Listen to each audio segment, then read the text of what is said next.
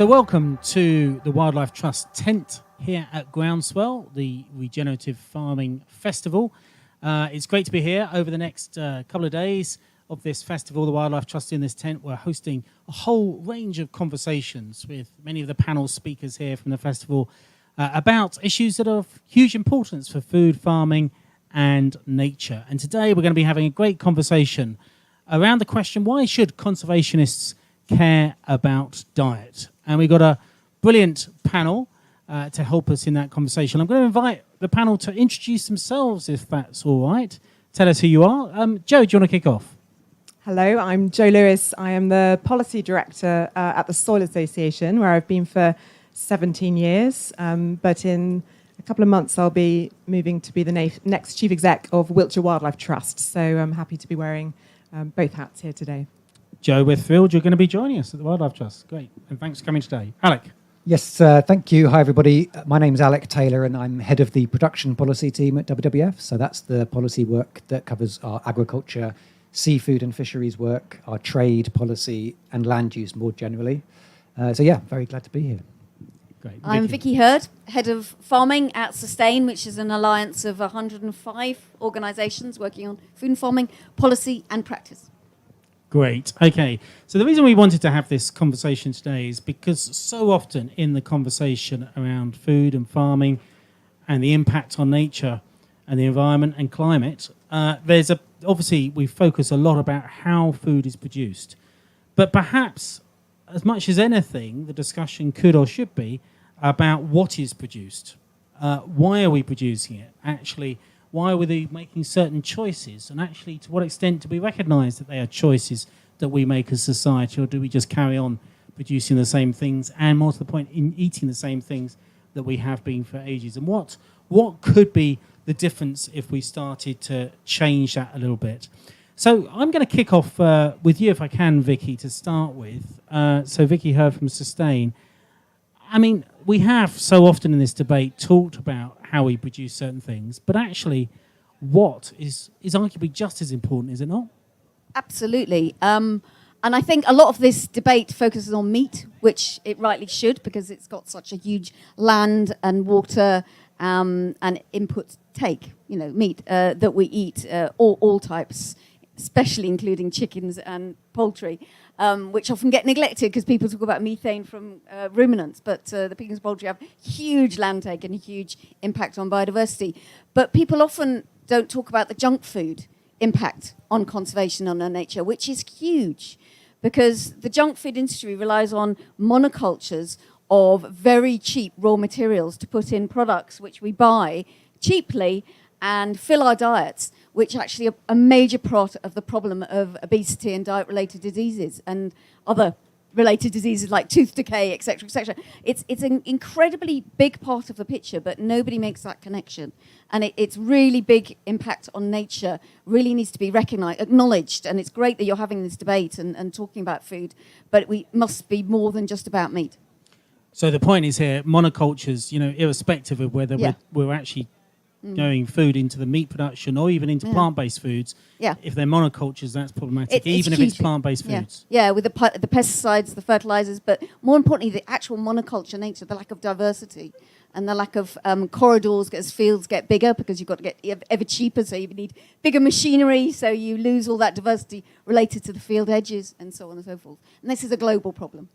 So, as you say, a global problem. And Alec, of course, with WWF, you've been looking at it from a UK but also global perspective around issues around diets and what we eat and grow and so on. Where's WWF got to on this? It's kind of been working at it for some time, hasn't it, been looking at this? Yeah, well, I think we've tried to shine a spotlight on particularly the global impacts of the food that we consume in the UK, particularly on the animal feed and fertiliser that we import, which is not counted in things like the Climate Change Committee's calculations of emissions. So we're doing even worse than the Climate Change Committee have said today, in fact, on agriculture and land use, because we're not including the embedded emissions that from deforesting the Amazon, for instance, to produce soy. I think for us as conservationists, I think we've moved slightly from asking ourselves the question, what type of food production is needed to meet our climate and nature goals, to what type and nature of food is needed to deliver nutritional, healthy and sustainable and affordable food. And I think the opportunity there is that the answer to that question probably aligns quite nicely with the kind of nature-friendly farming that we all want to see. So it probably does mean eating a lot less intensively produced meat that is causing those global impacts while still retaining an important livestock industry. It doesn't mean increasing our fruit and vegetable production, and it means eating less ultra-processed and sugary foods. All of that, I think, delivers a systemic solution that I think we'd be well advised as nature conservationists to take on. And so, I mean, just to touch on a point there, you were talking about the animal feeds. I mean, something that's received a lot of attention, rightly so, the last couple of years is, say, the river pollution in the River Wye. A lot of it caused predominantly from slurry coming from intensive poultry units. So there's two tragedies there, isn't there? There's a tragedy of what's happening in the River Wye and the Wye catchment, but actually also the tragedy of the impacts of the feed associated with the soya that's being fed to a lot of those in those intensive poultry units. So what's the impact of that? Well, in essence, there's a very local issue there in the Wye, caused by a number of local issues relating to planning and other things. And then there's the more systemic issue of our demand for the kind of chicken that is produced that effectively makes it economically profitable for companies to make chicken in that way. And we won't achieve one without the other. I mean, the simple truth is we can have probably a planning system around the Wye and Usk that is better able at distributing those chicken units. But if the demand for that chicken maintains itself at its current levels, then we are still ignoring probably the much bigger systemic problems through the use of animal feed and the impacts that has across the world, basically. So, Joe, I'll come to you at the Soil Association. Often this debate has sounded, quite simplistic, like white meat is better than red meat and plant-based foods are definitely better than meat, but it's a lot more complicated. Well, I think it comes down to the mantra of less and better meat, yes, but more and better plants. And completely echo what Vicki was saying about the need, if you really are looking to bring together what's needed from a health perspective as well as a climate and a nature perspective, needing to focus on ultra-processed foods. And I think not many people are aware that in the UK, ultra-processed foods makes up more than 50% of our diet, of our shopping basket. And for children, that's 65%. And there is very little, precious little nutritional value from that. And as Vicki said, there is this symbiotic relationship between industrial food, ultra-processed food, and an industrial farming system where farmers are trapped on this treadmill of having to supply these cheap, standardized commodity ingredients into that industry. So for as long as we're content to allow our shopping baskets to remain full of ultra-processed foods, we're complicit in that. And there's an opportunity moment around that now. The Scientific Advisory Committee on Nutrition, the gatekeeper on dietary advice, is reviewing ultra-processed foods at the moment. It's really important that it's looked at in the round in terms of climate and nature impacts as well as health impacts. And just before we move on, how would you define ultra-processed foods? I mean, this is obviously a phrase we've heard a lot, particularly over the last few months. A best-selling book out on it as well, and so on. What, for you, sort of defines what is an ultra-processed food? Well, I think it's crucial to make the distinction. The ultra-processed food definition came from the pioneering work of Carlos Monteiro at the University of Sao Paulo, with a NOVA classification, a spectrum, if you like, from fresh and minimally processed foods through processed foods, traditional light processing, if you like. There are a whole range of foods that have long been processed without depleting nutritional value. But then ultra-processed foods really contain little or no whole foods. They have been subject to industrial processing methods. They contain a long list, an alarming list of ingredients that you would never find in your own kitchen. They're not just high in fat, salt, and sugar typically, and low in fiber. They do contain a whole range of ingredients, which we're only now discovering, maybe having quite significant impacts on gut health and on our hormones that tell us whether we're full or not. So there's a lot going on with ultra-processed foods. The scientific evidence is there for its impact in terms of weight gain and diet-related disease, even if we don't quite understand the mechanism yet. But no time to pause. We need to take action. So let me ask each of you really. The thinking is constantly evolving. What sort of diets should we be moving to for our health, and what diet should we be moving to for nature and climate reasons? Are they the same? Is there a nice overlap between what's best from a climate and nature point of view and what's best for our health? Joe, should we start with you? Well, I think there are strong synergies. It's good to say between healthy and sustainable diets. There are some challenging areas where there's been a focus from a health perspective, for instance, on increasing fish consumption and particularly oily fish. And we all know this issues associated with salmon farming, for instance, and the fact that I think the impacts of that feed supply chain into salmon farming are really, really significant. So there's a few areas of tension, but mostly strong synergies. And it's really important that we don't continue to have these debates in silos where we say, oh, it's just too hard to have the conversation about climate-friendly, nature-friendly diets. When over here, actually, the public health community, it is accepted and no, but we have to transform diets. Otherwise, we will be bankrupting our health system in this country and around the world. So we need to join forces. And it's been brilliant to see this consensus on food, farming and nature come together in terms of really off the back of the National Food Strategy as well, sharing these key messages between farming leaders and NGO chief exec around what is the farming and food system we need. We really need to be bringing those health voices in to be part of that because it's something that's incredibly urgent from that public health perspective as well. And just for people watching our social media channels, just to explain a little bit more if they're less familiar with what are the problems with salmon farming. Well, salmon farming has a variety of impacts, both local and international. So, salmon is it's at the top of the food chain. It needs to be fed a significant protein, and a lot of that at the moment is soy. And so, all the impacts we are aware of in terms of the impact of soy. In terms of deforestation, destruction of the Cerrado as well.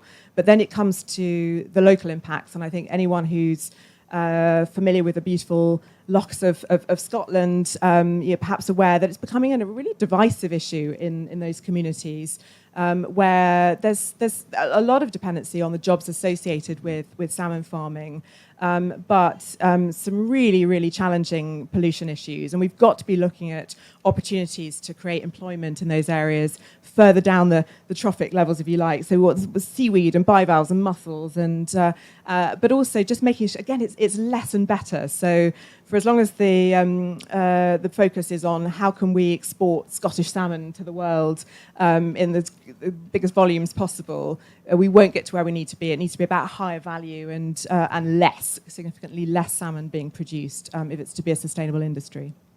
Okay, great. Alec, so what does a sustainable diet look like? Well, we've produced a report recently called Eating for Net Zero, which largely updates the Eat Well recommendations from the government to create a Live Well plate. And ultimately, that does involve a relatively modest reduction in red meats and dairy, some more plant-based and more diversity of plant-based foods in your diets. Again, much less ultra-processed food, and also an increase in sustainable seafood consumption. But completely agree with Joe, we're not there yet in having the sustainable fisheries policies, either wild or aquaculture, to actually make that happen yet.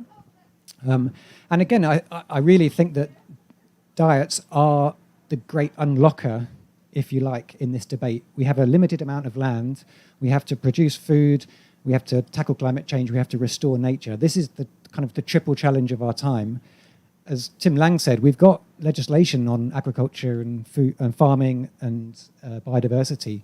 We do not yet have anything on nutritional security, the ability of people to have access to the affordable and nutritious food that they need. And ultimately, dietary shift is a way of getting around some of those trade-offs. And my great concern, I think, as Tim eloquently put it, is that we still don't have a joined-up government to think about some of these solutions. And actually think about not just the power of people's diets to make them happier and healthier, but the power of people's diets to heal the planet.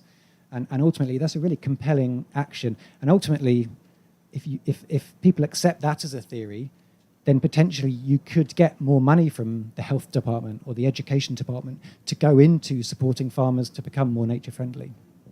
Yeah. So thank you. So Vicki, it's looking like it's kind of clear the thinking behind more sustainable diets is eating less but better meat, more good plant-based foods, pulses, vegetables, so on. But I mean, as both Joe and Alec has been sort of leading us up to, the current food system doesn't make it easy, does it? No, I mean, we're not going to achieve any of the things the Wildlife Trust wants unless we change the diet. We're not going to achieve agroecological transition anywhere unless we change diets. It doesn't work. All the studies are absolutely clear on that. So fundamentally, why is that? Let's break it down to basics. Why is that? Because all the ways in which we're using the land, what good and not so good, are connected with the drivers for that land being used in that way, which is the supermarkets and the manufacturers and the food service sector, the caterers and the restaurants, driving production in a way that is not intervened with by the government, really. The government is intervening in terms of providing support, financial support for farmers, and increasingly that support is connected with public goods, outcomes, good stuff. But it can't possibly compete with the billions spent by the industry on getting us to eat the wrong things. You know, we've been campaigning for years. We've been campaigning for years for that joined-up government. 33 years we've been asking for joined-up government. It's not yet happened. You know, still waiting.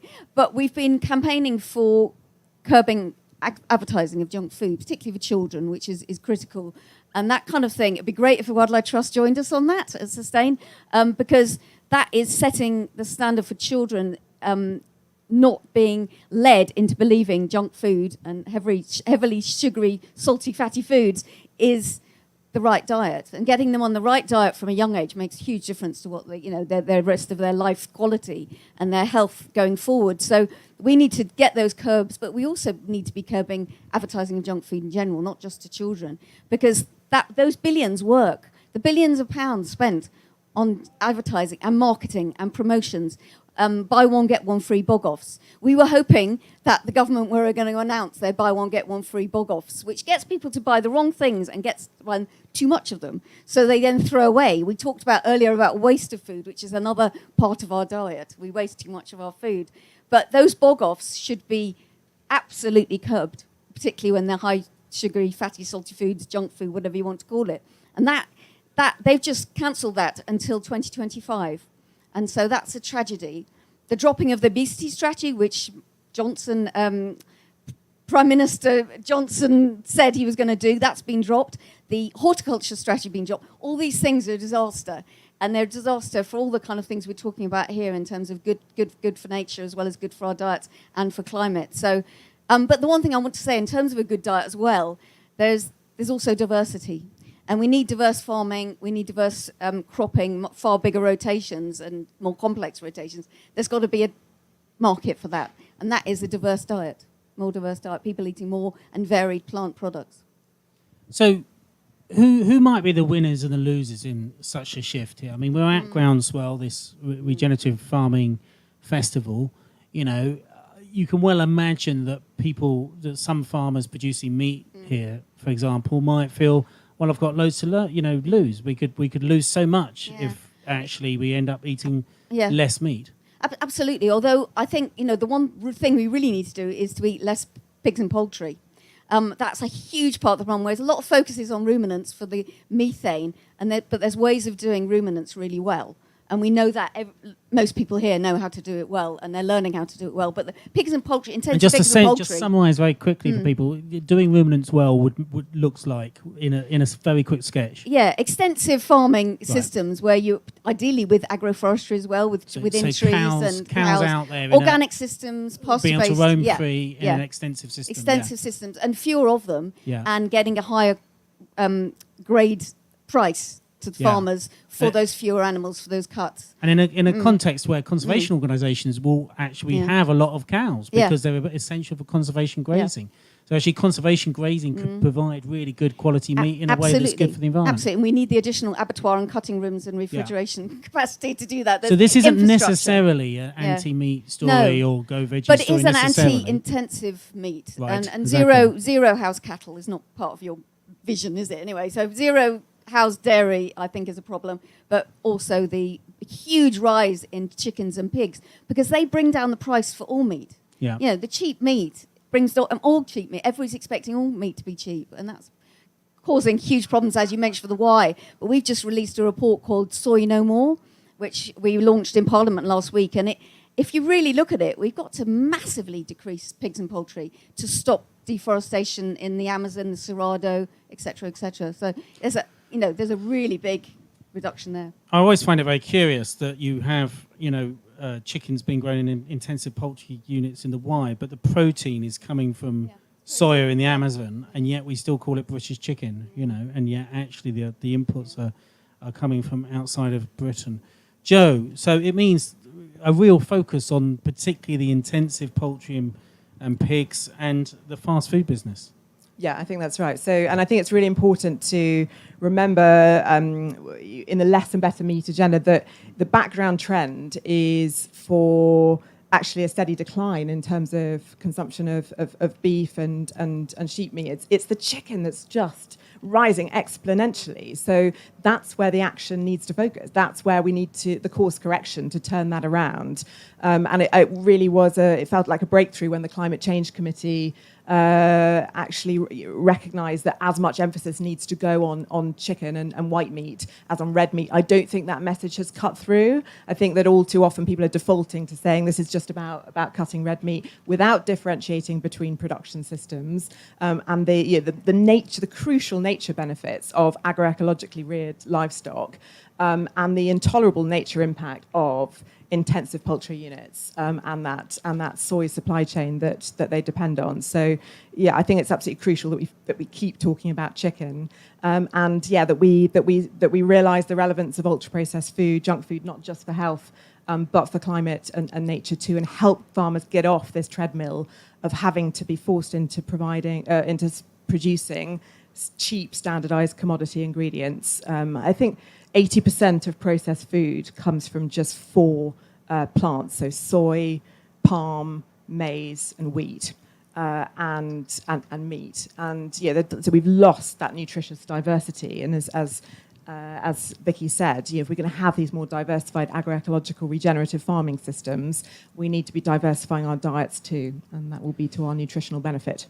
But Alec, the system, the food system here in the UK is part of a big global food system with massive shifting and shipping of commodities around the world and so on. I can hear the argument now, people saying it's very hard for us in the UK to change without it being part of a wider change globally.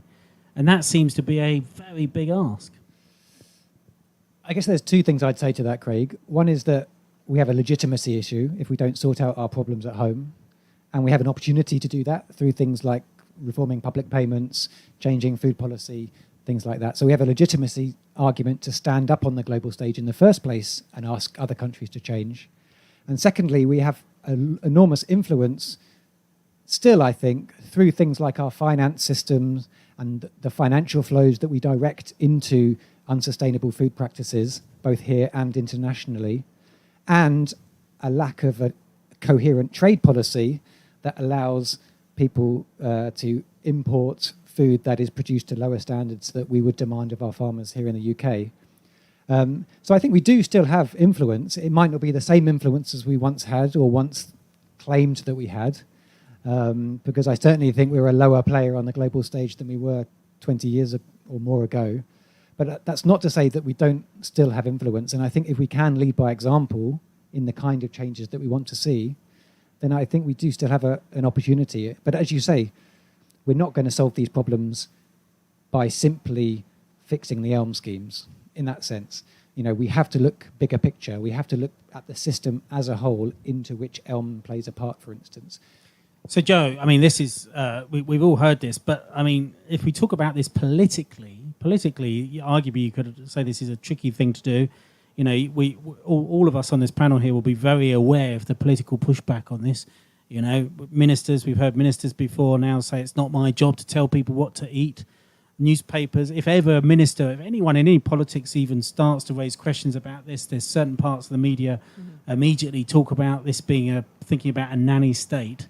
How do we do this? How should this be done? How can this be done in a way that actually can be delivered through a political strategy? Have you given, what's the thinking on that? Well, I think the good news is, and this is the approach that the Soil Association's been taking for a number of years, is actually the evidence shows that if you really want to change how people eat, then you make it easy and you make it normal to eat in that way. And it's about making that healthy and sustainable diet available. Now, government has a lever, and it's not telling people what to eat necessarily. It is procurement. It is making sure that in the hospitals, the schools, the nurseries,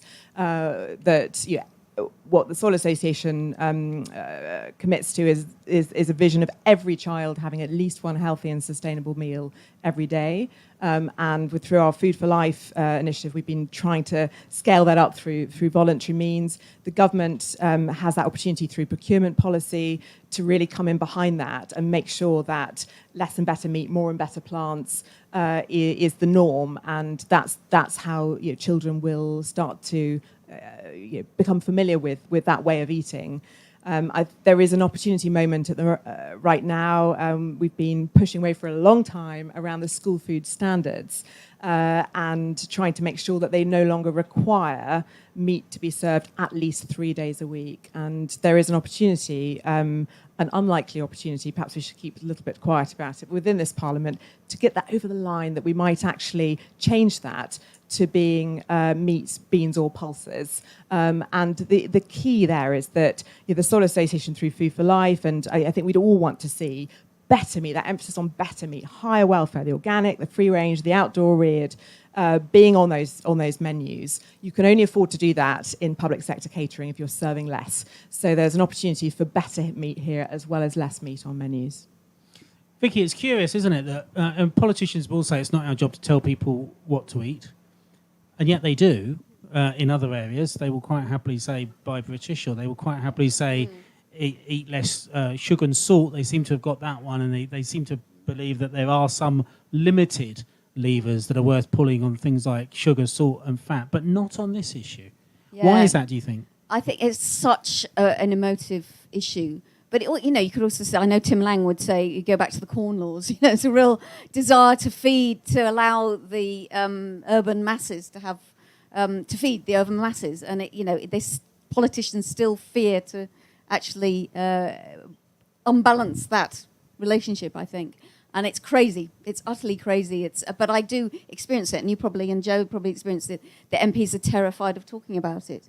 Apart from the obvious, as you said, less salt, because that's for strokes. Sugar, they haven't done enough. They have done something, but not nearly enough. As I said, we need to curb advertising of these foods because that's what drives people. People now have a relationship with food that is entirely manufactured by the advertising and marketing, and you don't realise it's happening. They're brilliant at it. If we could turn that brilliance around and use those advertisers to get people to have a relationship with food which is about nature and your relationship with nature, or your relationship with your health, and all those kind of things, and diversity, and thinking about having 20 plant products a day, which I think is what we're supposed to have for our good health, and make sure we're getting the microbiome, healthy stuff like that. All those kind of stories would be amazing, done through the incredible advertising that we have now. But I keep going back to this because it's incredibly powerful. And it would be very difficult for government to counter that. And also, we've got the power of the lobby, the retail lobby, the big food industry lobby, which is in government all the time. We try and find out how many meetings they have with ministers, but can't always. There was a big food summit, which Rishi Sunak did a couple of weeks ago, and I did a FOI request, a Freedom of Information request, to ask who was at it. And they've refused to tell me. I've got the response, no. Here's the blurb about it, the press release. But I didn't find out who was there, officially, anyway. Not many NGOs. No NGOs, hardly any. A couple of good farmers that we know were there, but it was full of the industry. And that's about Jeremy feeding Clarkson the planet. And Caleb, I think. Yeah, Caleb was there. Yeah. And the big PR opportunity was to have Rishi Sunak smiling with Caleb. But it wasn't about feeding us well. It wasn't actually about feeding us a food security or nutritional security, which is the phrase we should be using. You're right. It was incredible. It was about exports and things like that, and a little bit about some good stuff, but really extraordinary missed opportunity. But you can see why, because the industry doesn't want government to interfere. Okay, so we've got to wrap up now, but let me finish by asking all three of you two final questions. What's the one thing in particular you'd like to see the current government do in the next 12 months on this agenda? And actually something that's realistic. And then, what's the one thing you'd like to see all the parties put in their manifesto for the general election? Vicki, I'll start with you and I'll come back this way. That is so hard. There isn't one silver bullet, as I've said before. I know, but I've been in your position before now, and I'm You're just tossing enjoying it back this, to me, putting the pain on. difficulty. Yeah. I mean, I'm going to say bring back the obesity strategy, Right. but make it linked to the environment strategy, to the environmental targets. That would be amazing. That's what I would like them to do. But So obviously, the obesity strategy was produced by government. It's already been government. produced. It's entirely ditched. So Yeah. bring So it it's back. there, it's waiting. Yeah. And that would go some way to getting us working towards the ultra-processed foods and junk foods cycle that we're in, turning that round. In terms of the manifestos, I think probably realistically we're just asking for a big increase in the budget for the environmental land management, massive increase to reflect the scale of need, the scale of crisis ahead for climate that farmers have got to cope with. They need the support. And on diet, so specifically in manifestos, can you imagine if you... Yeah, if I could write it. If a political party would be brave enough, what would it be? I think I'd have to say, because they're not being, I'd have to say free school meals for all Right. children. Okay. That's one of our campaigns. It's not my... But good quality Yeah, free good school quality meals. meal Okay, with good. UK fresh produce and the Food for Life diet, gold standard. And, There you go. and if nothing else, as a way into this debate. as a Absolutely. safe way. Yeah. Very good. Very good. Alec, what would be your biggest ask of government in this next 12 months on this agenda? Well, I think, as always, if you ask WWF what our one key thing, we'll come back with 10. And I think that's probably reflective of the systemic... Only 10? Only 10, yeah. There's probably many more I could say. Short term, I think just echoing what the Climate Change Committee have said again, we need a proper decarbonisation plan for agriculture, which includes dietary shifts, because according to their own estimations, dietary shift produces the biggest impact from a climate perspective. That's something that's been overdue for many years. Secondly, long term, Tim Lang mentioned the idea of a resilience act, or a piece of legislation that brings all of these competing things together behind a narrative of health and resilience. We've been thinking around something similar, a piece of framework legislation that forces the government to do the maths on how we are going to meet our food, our nature and our climate needs in an integrated way, and actually have some kind of accountability for not just the next government, but future governments to make sure that they're doing that in the future. So that will be my manifesto ask. Brilliant, thank you. And Joe, what's your big ask of government in the next 12 months? Well, you said pragmatic, realistic as well. So I'm going to go back to the this opportunity to get the school food standards reviewed before the end of the Parliament to make less and better meet the norm in our schools.